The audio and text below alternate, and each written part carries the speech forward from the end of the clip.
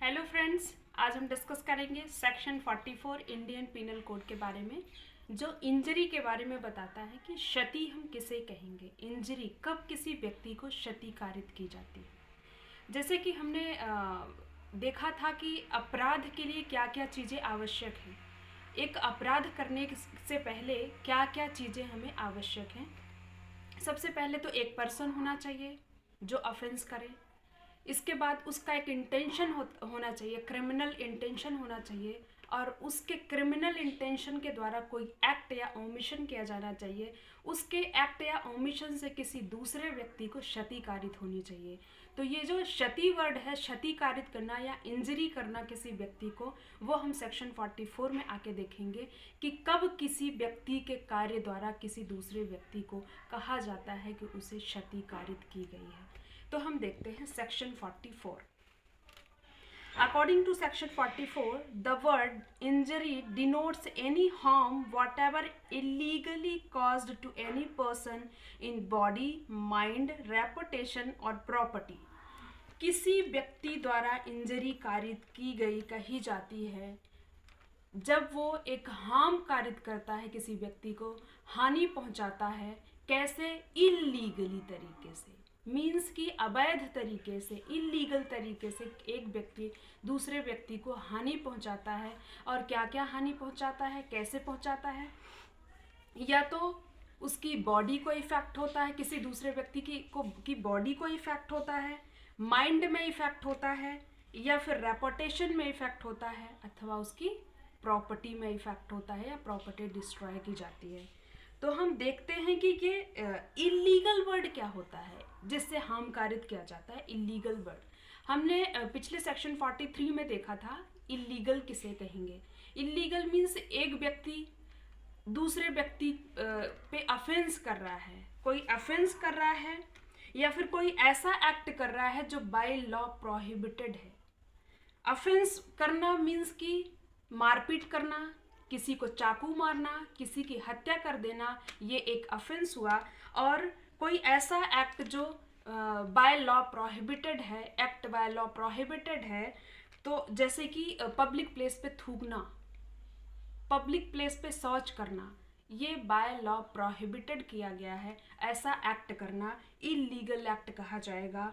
और ऐसा एक्ट जिसके बाद सिविल एक्शन करने का हमें आधार मिल जाए। जैसे कि हमने पुराने वीडियो में डिस्कस किया था कि दो पर्सन एक दूसरे से एग्रीमेंट करते हैं, कॉन्ट्रैक्ट करते हैं, और कॉन्ट्रैक्ट के बाद एक व्यक्ति जिसके द्वारा कोई माल सप्लाई किया जाना था अन्य व्यक्ति को, वो माल तो सप्लाई किया परंतु उस क्वालिटी का माल नहीं था जिस क्वालिटी का उसे चाहिए था। तो उस व्यक्ति द्वारा कॉन्ट्रैक्ट का ब्रीच किया गया। तो जिस व्यक्ति के साथ उसने कॉन्ट्रैक्ट का ब्रीच किया उसे उस केस में सिविल एक्शन का आधार मिल जाता है। वो सिविल सूट फाइल करके उससे कंपनसेशन प्राप्त कर सकता है। ये एक्ट क्या हुआ? इलीगल। ये तीनों चीज़ें, जो कोई अफेंस हो, जो प्रोहिबिटेड बाय लॉ हो, सिविल एक्शन के लिए आधार बनाता हो, ये तीन चीज़ें मिलके हम कहेंगे कि इस टाइप का अगर कोई एक्ट करता है तो वो इलीगल एक्ट कहा जाएगा। और इलीगल एक्ट द्वारा अगर हम किसी को हार्म पहुंचाते हैं, हानि पहुंचाते हैं, तो हम कहेंगे कि किसी व्यक्ति को हमने क्षति पहुंचाई है, उस व्यक्ति को क्षति पहुंची है। और कैसी? अगर उसकी बॉडी में क्षति पहुंची है, अगर हमने उसके साथ मारपीट किया है, खून खराबा किया है, उसका मर्डर किया है, तो ये हो जाएगी बॉडीली इंजरी। और दूसरा है माइंड। माइंड में कैसे हम अटैक करते हैं? जैसे कि कहते हैं जान से जाते जाते उसने जान से मारने की धमकी दे लिया। जान से मारने की धमकी देना ये एक मेंटल टेंशन होती है जो किसी के द्वारा दी जाती है। तो इसे भी कहते हैं हम कि इंजरी, मेंटली इंजरी करना, किसी को हार्म पहुंचाना। रेपुटेशन, जैसे कि हम 499 आईपीसी में देखते हैं दोस्तों, अब मानहानि के बारे में। मानहानि कब किसी की हो जाती है? जब एक व्यक्ति द्वारा इस तरीके से दूसरे व्यक्ति के आचरण के बारे में इतना कुछ कह देना, या पब्लिकली कोई न्यूज़पेपर में छपवा देना कोई ऐसी खबर जो कि उस व्यक्ति ने ऐसा कुछ किया ही नहीं है या उसका आचरण ऐसा कभी रहा ही नहीं है, तो और जो पब्लिक है वो उसके बारे में वैसा ही सोचने लगे, तो कहा जाता है कि उसकी रेपुटेशन को, उसकी ख्याति को डाउन करना या उसकी रेपुटेशन डाउन हुई है, इस तरीके से हम रेपुटेशन को हार्म पहुंचाते हैं उसकी मानहानि करके।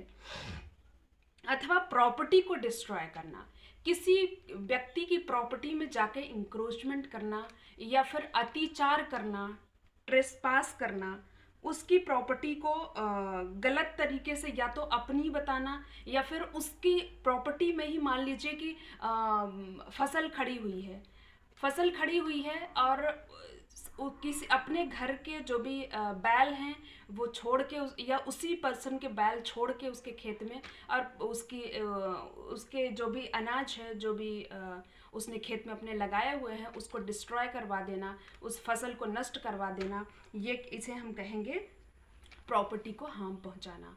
और ये सब चीज़ें अगर हम इलीगल तरीके से करते हैं तो हम उस व्यक्ति को क्षतिकारित करते हैं। ओके दोस्तों, आज के वीडियो में इतना ही। नेक्स्ट वीडियो में हम नेक्स्ट सेक्शन डिस्कस करेंगे। अगर मेरा वीडियो आपको पसंद आए तो लाइक, शेयर एंड सब्सक्राइब करना ना भूलें। Okay, bye bye.